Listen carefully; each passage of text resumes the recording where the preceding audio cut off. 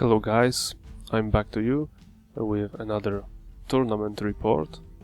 But first let me introduce a slight change to the channel, which is switching to English. I've decided to get to a wider audience, partly because Polish community is not growing at all, and also because with the introduction of 9th Age, I felt a need to have an impact on my beloved army creation, which is dwarves. I'm giving my feedback at 9th Age forums, and this report is mainly prepared for that very reason.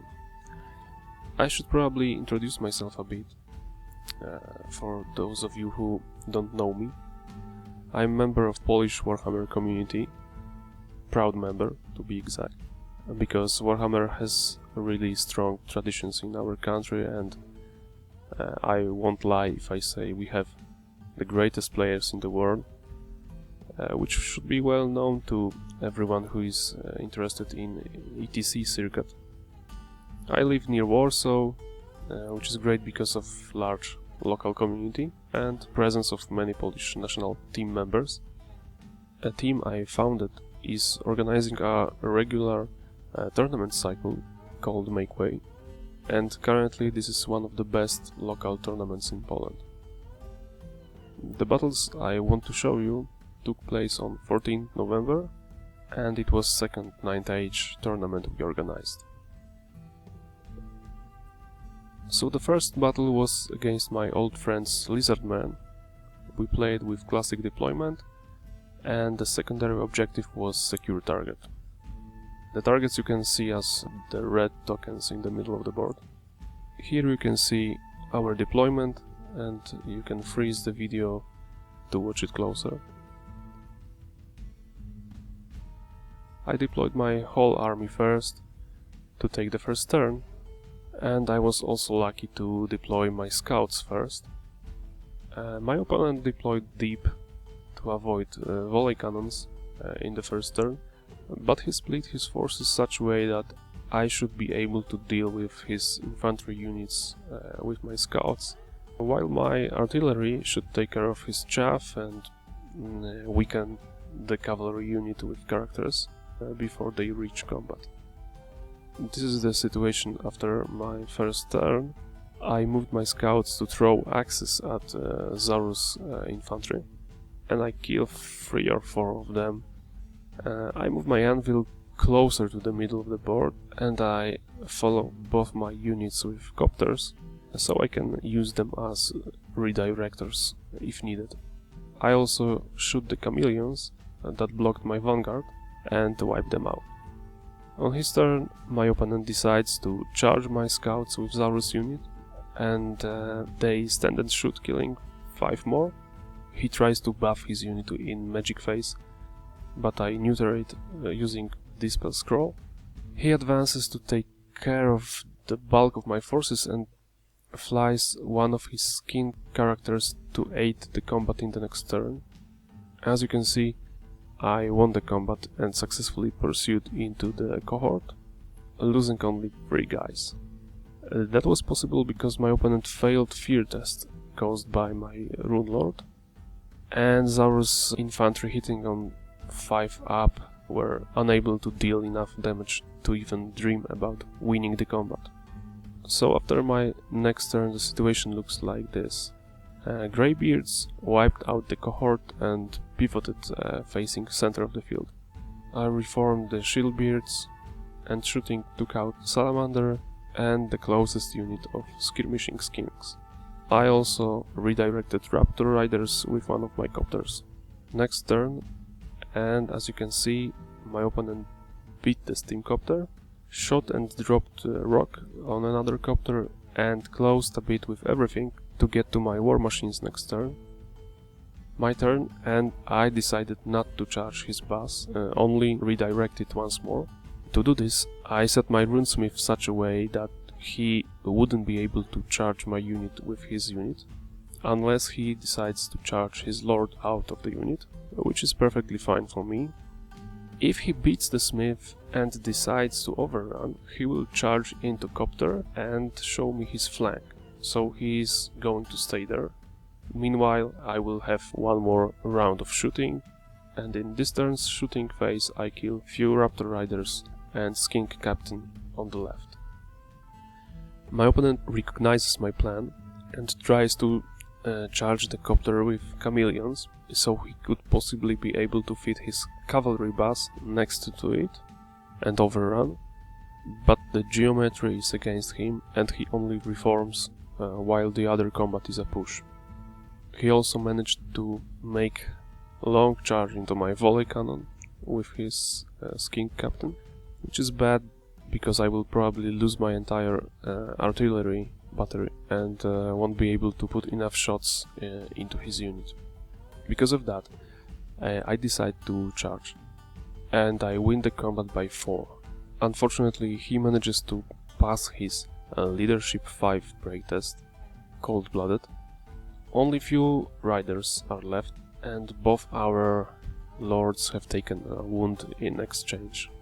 On my opponent's turn, he charges and kills the second volley cannon, and skinks try to shoot out cannon, but with no success. In combat, my lord is unable to deal any wounds and gets killed in return, but once again I win the combat with my static combat resolution by 4 if I'm not wrong, after wiping out the whole unit, and his heroes once again pass the break test. Also, Copter kills last of the chameleons, and the time had been called, and I win by a massacre, scoring 240 victory points for the objective held by the Greybeards. Next battle I play against fellow dwarf player, and here we can see our deployment. He deployed first to grab initiative, and I responded with my army deployed in corner with ranged advantage in first turns, so that his warriors are far from the whole army and I can concentrate on Iron Guard. On the first turn he rushed forward, and our shooting was generally ineffective.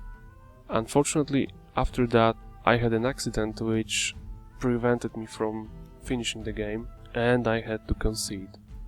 Basically, I just show you this picture to describe a different approach to dwarfs in 9th Age. It's worth to mention that Peter won the whole tournament facing Warriors of the Dark Gods in his last battle, and he made very good use of his volley cannons against elite heavy units with no range support. And my last battle was against Elves of Light, and here you can see our deployment. Again, I deployed first to grab the first turn, and that made my opponent deploy very defensively behind hill. I deployed my scouts inside my deployment zone to threaten charges if he decides to vanguard his cavalry, but he didn't. On my first turn I moved a bit forward to reduce the safe distance he can go with his army, without taking risk of my units successfully charging, because I don't want to find his dragon or cavalry in my backyard too fast. Cannon destroyed one of his bolt throwers, and we moved to Elf's turn. He moves like this, and in his magic phase he casts magical movement spell from the Lore of Shadow. He miscasts and sends 11 Swordmasters back to case. He moves his Swordmasters like this, and with the Lore attribute he also moves the dragon. So it's time to strike. I swift reformed my Greatbeards to the left, reducing the number of models in the first row, so that the dragon has not very easy charge to make if he wants.